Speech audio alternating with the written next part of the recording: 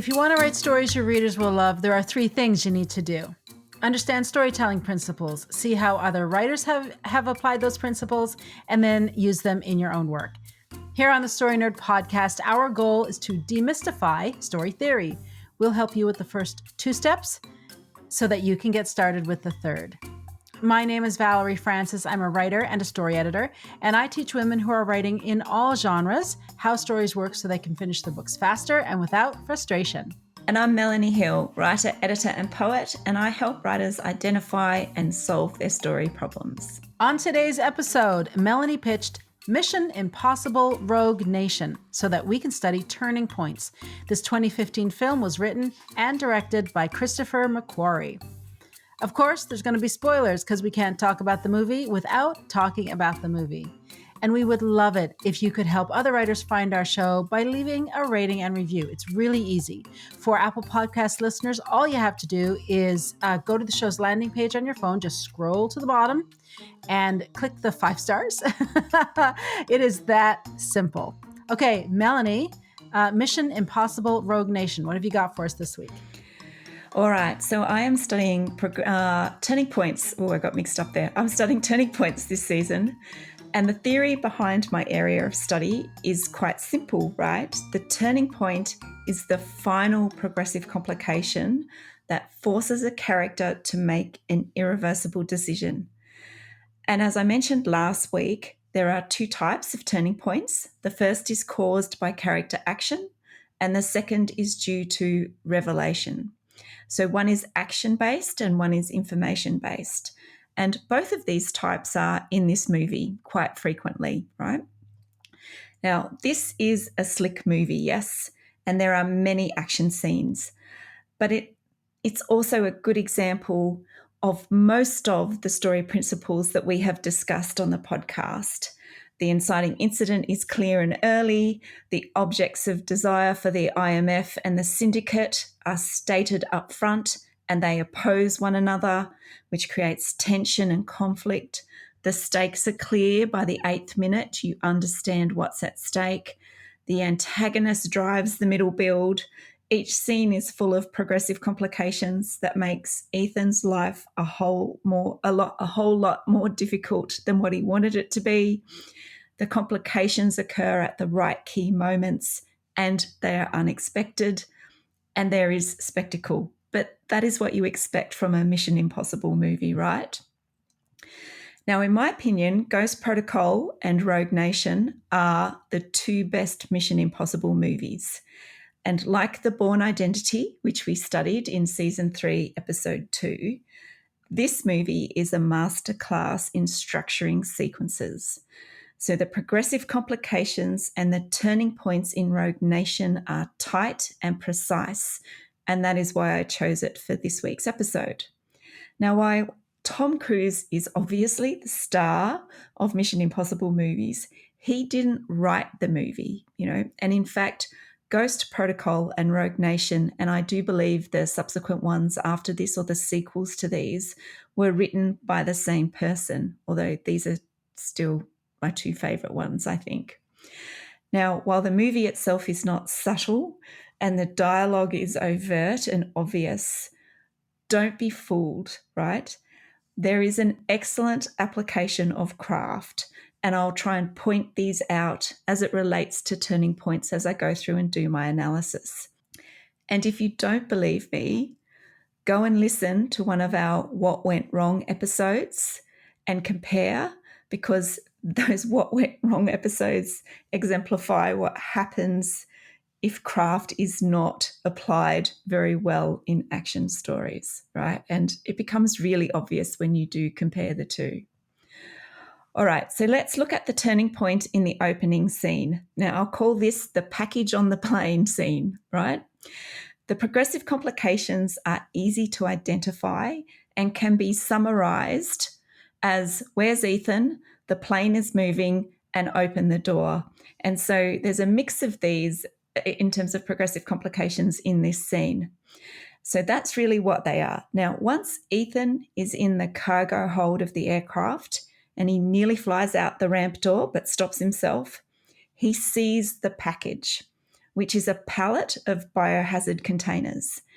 And the loadmaster goes to close the ramp, right? And it's the only way that Ethan would be able to get off the aircraft with the package. Ethan has to act quickly, so he deploys the pallet out the back. Now, the turning point is when the loadmaster picks up the remote to shut the ramp door.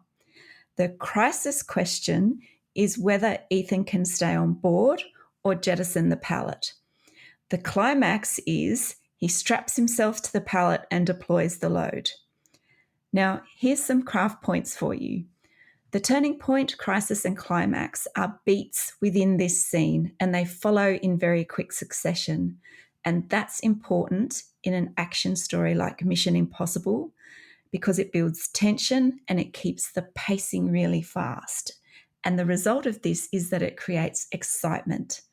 So this scene also has a progressive complication for one of the movie's main storylines. And this scene also leads directly into the movie's inciting incident. And they're some of the craft elements that I think if you slow down and watch this movie over and over again, you start to pick up, right?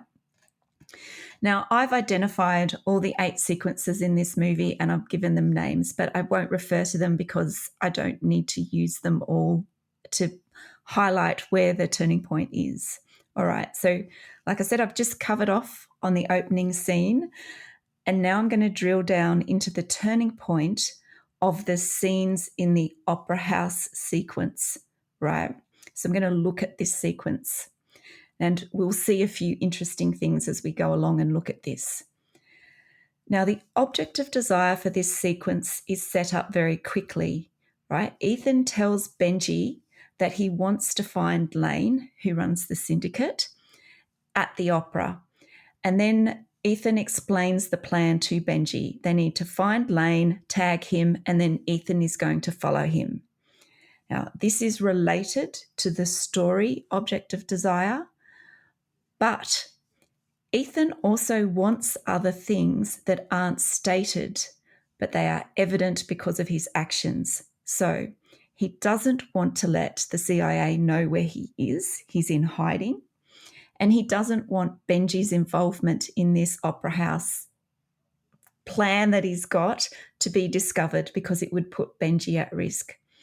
Now, this is interesting because these other objects of desire become progressive complications and turning points in the global story as well as in this sequence. Now, once Ethan has explained the objects of desire to Benji and what they're trying to do, the sequence becomes complicated right away. And here's another craft point, right? I am looking and doing my analysis from the viewer's point of view, right? Not Ethan's, because there's a whole lot of dramatic irony that is used to progressively complicate this sequence and this scene. So that's just something to note and pay attention to if you haven't already watched this particular sequence. So it becomes complicated because the Austrian Chancellor is at the opera too, and Lane is expected to be there. And so this isn't a coincidence, right? Then we see the 2 blonde dudes. One's a musician and the other's a police officer. And so this doesn't look very good, right? We can see what's sort of starting to take shape. Then there's the mystery woman, Ilsa, who saved Ethan's life in the first sequence, and she arrives and pulls out a weapon. Benji then identifies the rogue musician. Ethan spots the musician and pursues him. He glimpses Ilsa but can't see her. And we know that Ilsa and the musician both have weapons. Benji, who's on the computer, can't find or identify Lane in the audience, and his computer starts playing up. Then the police dude enters the sound control room. In the meantime, Ethan's actually fighting the musician, and it's revealed that Lane is there and has seen Ethan. So all these things are constantly going wrong. But I want to pause here because something else happens once Ethan starts fighting. The stakes get higher.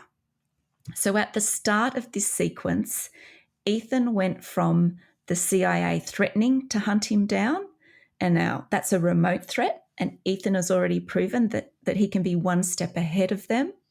But that's where it starts. And then at this point, it transitions to Ethan's life is in imminent danger. So the progressive complications increase the stakes, and as the progressive complications continue, more lives become at stake. All right?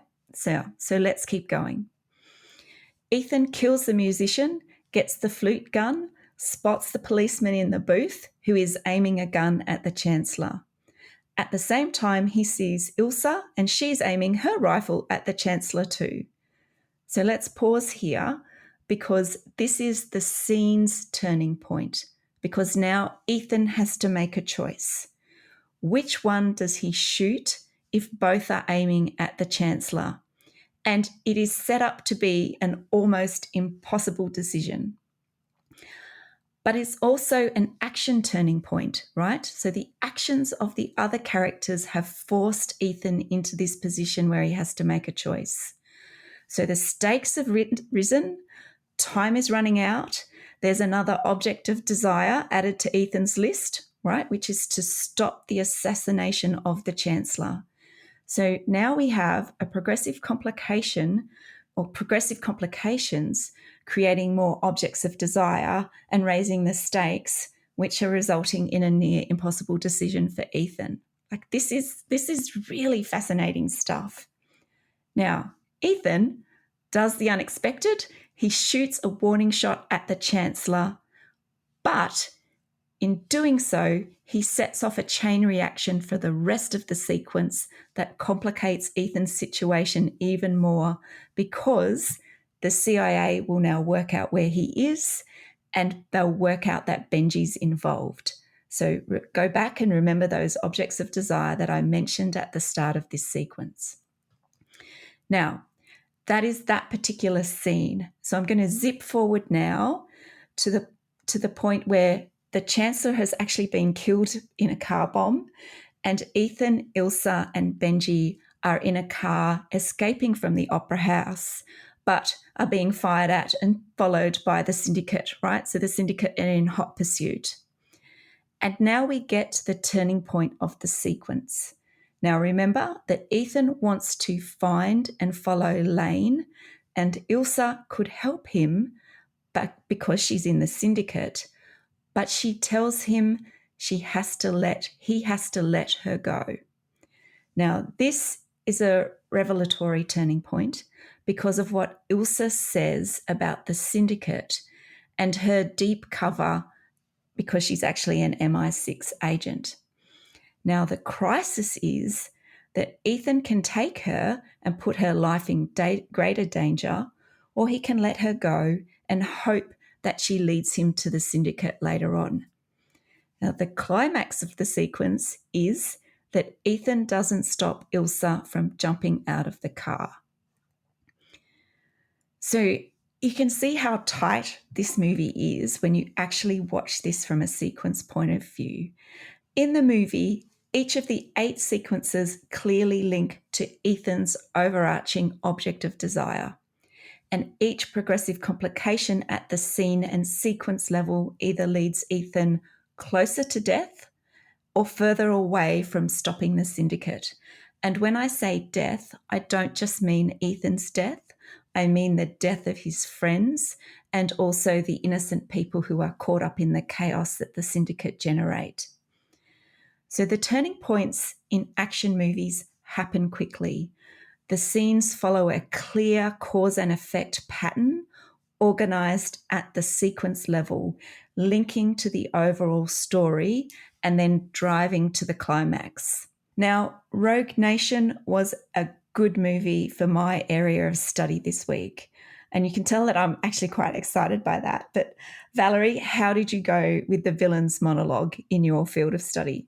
The villain's monologue. Well, before I get to that, I'm really glad you talked about the opera house sequence, because that scene where Ethan has to figure out how he's going to save the Chancellor is really good. And his climactic action, it's a great turning point. It's a great crisis. And his climactic action is completely unexpected, completely unexpected. And you're right, turning points in action stories happen quickly. And this is true in film and television, but also in novels, in action novels. All right. The villain's monologue. I love these things. All right. So when you want to learn a new storytelling concept, my best advice is to start with a simple, uncomplicated story and see how it works there first. In fact, do a bunch of simple, uncomplicated stories and see how the concept is working. Now, I'm not saying any of this to insult Mission Impossible. I'm really not. But I mean, I think we can all agree this is not a particularly complex or nuanced story by any means. Certainly not when you think of something like The Wife, for example.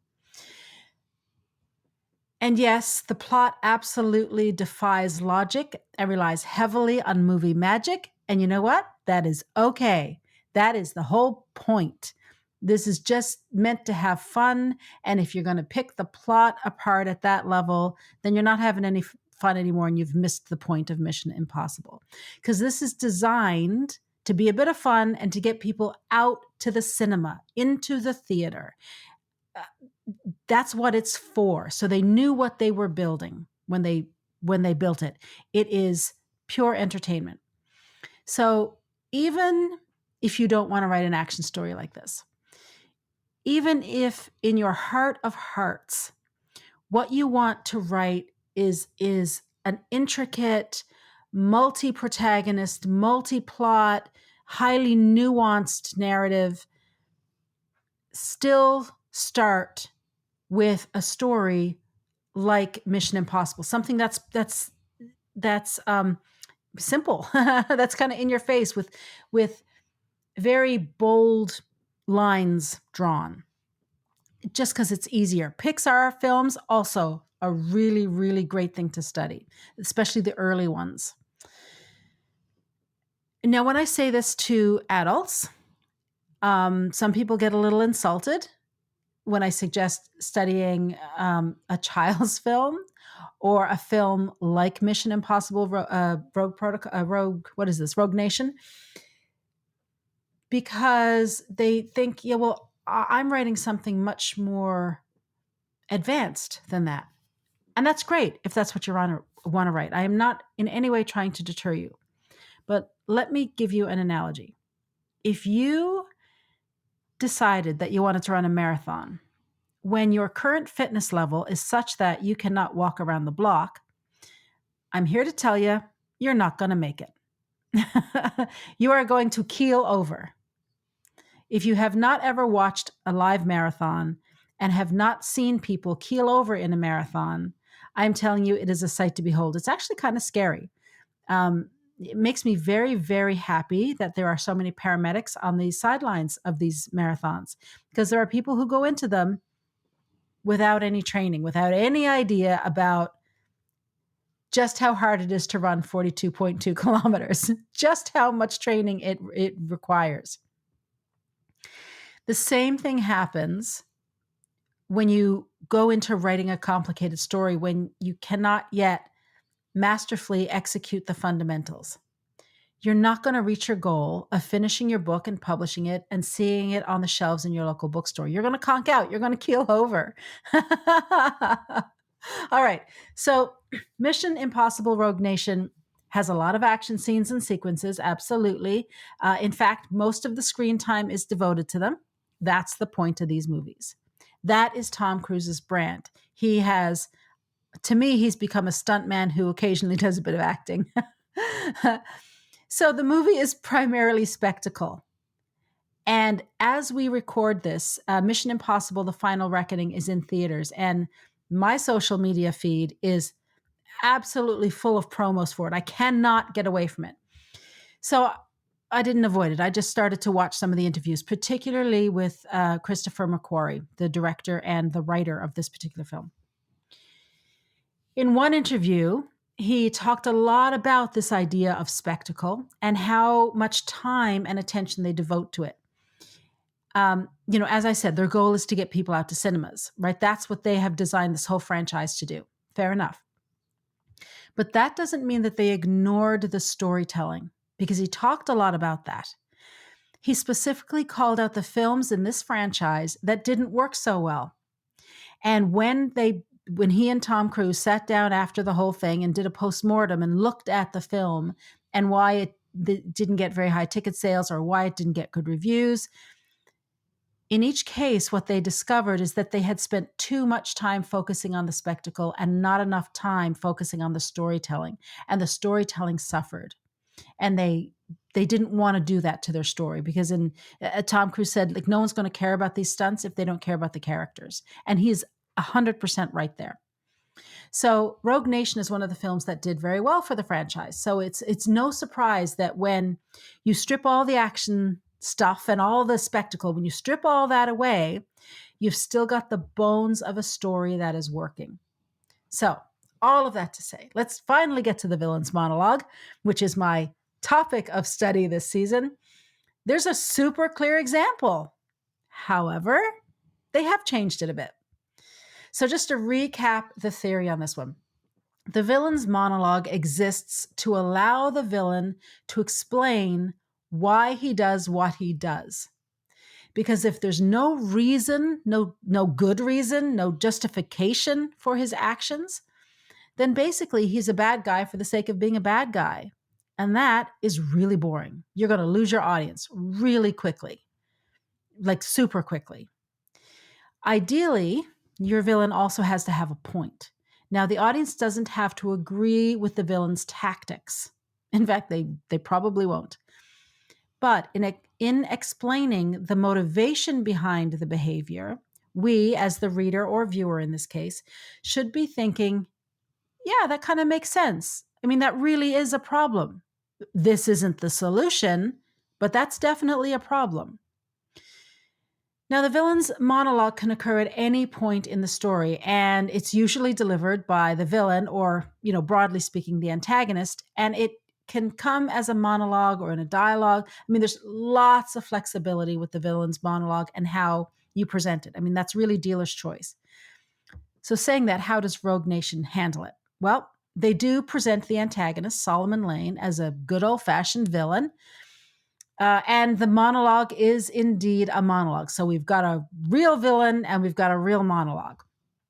One of the reasons it stands out so much is because in an action film like this, as Melanie already said, there's not a whole lot of dialogue. So when you get a block of text that's delivered, you're naturally drawn to it. And the villain's monologue happens in the final act of the story. It's right before the hero at the mercy of the villain scene, which, if you listen to the last season of the podcast, you'll know that is the core event or the climax of the whole story. And this is a pretty common placement. And this is in the scene where Benji has all the explosives strapped to him, and he's got a contact lens or something in his eye that allows Lane to see Hunt and somehow communicate. So I guess he must have a microphone on him somewhere too. Or maybe that's just part of the movie magic. Like suddenly them having this mask machine that they pull out and use out of nowhere. And them suddenly having enough money to fly all over the world. Like, where's all the money coming from? Anyway, we just ignore those kinds of things in a movie like this. All right, moving right along. Now, I said there was that this film had done the villain's monologue a little differently. They give it, a twist, I guess, if you can call it a twist. And that is that Solomon Lane, the villain, does not deliver the villain's monologue. Ethan Hunt does. Now, why would they have the protagonist delivering the antagonist's monologue? Why is the hero delivering the villain's monologue? Well, it's because this is Mission Impossible. And Tom Cruise is the star of the show. He's also a producer, and Mission Impossible, this franchise is his baby. This is very much the Tom Cruise show. The character, Ethan Hunt, he's not a deep guy, right? That's not the point of Ethan Hunt. He is an unchanging character. He's a constant character, like James Bond. We don't want him to suddenly have a crisis of conscience. I can't even say that with a straight face. That's just so ridiculous. Yeah, we don't need him to balance his credit card after he's taken all these international flights, do we? No. That's not Ethan Hunt. No. When things are going south, we want him in there fixing it with That's no right. hesitation. That's the point of this guy, right? We want him jumping on a plane on the outside of the plane to get the payload. That's this guy. Ethan Hunt doesn't even have the best lines. Like Benji has the best lines. He really does. That's Simon Pegg. Benji is my favorite character in the whole franchise, I just have to say. But because Tom Cruise is the star and he needs a monologue, they got to give him something. So they give him the villain's monologue to recite. And my guess is that within the storytelling, to make this make sense, the idea here is that this shows how clever Hunt is. I mean, he is such a good agent that he knows his opponent inside and out. He can read his opponent like a book, probably even like he knows the villain probably even better than the villain knows himself. And it's because of this that we know that Ethan Hunt will triumph in the end. And remember, this villain's monologue is coming right before the core event when the hero is at the mercy of the villain. So it's important that we have that little bit of information that Ethan knows this guy. He knows how he works. He knows how he functions. He can predict the movements, all that kind of stuff, because he's going to need it. Because whatever is coming, whatever showdown is coming, is going to be big, big, big, big. All right, so at 1 hour and 51 minutes, this is right at the end of the movie. Like I said, it's the scene where they're in a like an outdoor cafe. Benji has all the explosives strapped to him, and Ethan is sitting at the table talking to Benji, technically, but really talking to Solomon Lane, who is listening in on this whole conversation. And here's what Ethan Hunt says to Solomon Lane. I know you, Lane. Somewhere along the line, you had a crisis of faith. Human life didn't matter anymore, or maybe it never really did. Either way, you killed too many innocent people without ever asking who was giving the orders or why. You blame the system for what you are instead of yourself. You wanted revenge, but Rome wasn't destroyed in a day. You needed help. You needed money, a lot of it, and you'll stop at nothing to get it. That's how I know I'm going to put you in a box. And spoiler alert, he literally puts him in a box. It's not even a coffin. It is a literal cube box that he's in, which is part of the Mission Impossible humor, I think. Anyway. All right, so there it is. Solomon Lane wants to destroy the system because he blames it for making him into this hateful person that he is. As far as motivations go, I think it's pretty lame. I gotta say, it is cliche. I think they could have dug a little deeper for this and come up with something maybe a bit better. Does Lane have a point? Not really. Now, I'm saying this. I am not an aficionado of the Mission Impossible universe, so maybe this makes sense within the context of the movies as a franchise. So I'm just putting that out there.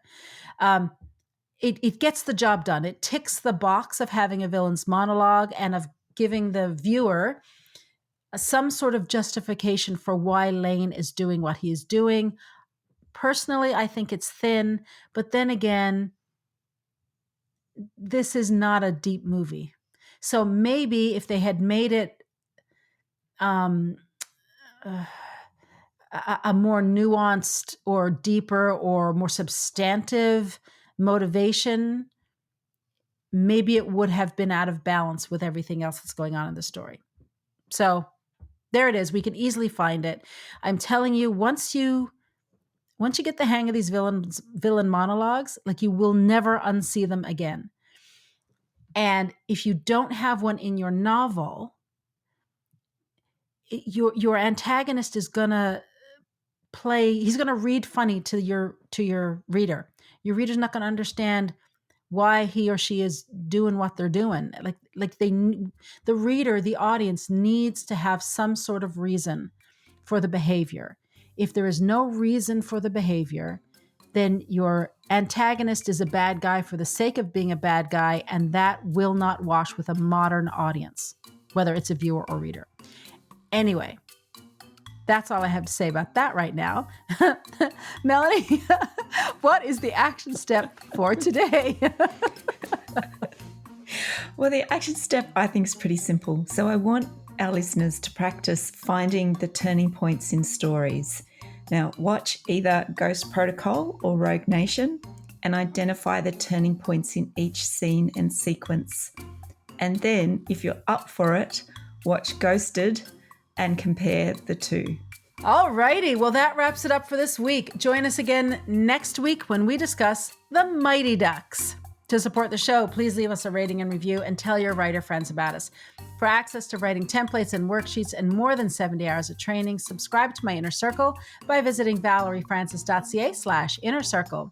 If you'd like to get Melanie's tips about books to help you read like a writer, visit Melanie on Facebook, Instagram, and Threads at Melanie Hill Author, or find out more about her at melaniehill.au. And remember, story theory does not have to be difficult. It's a tool to help you write more, not less. So take it one step at a time and have lots of fun.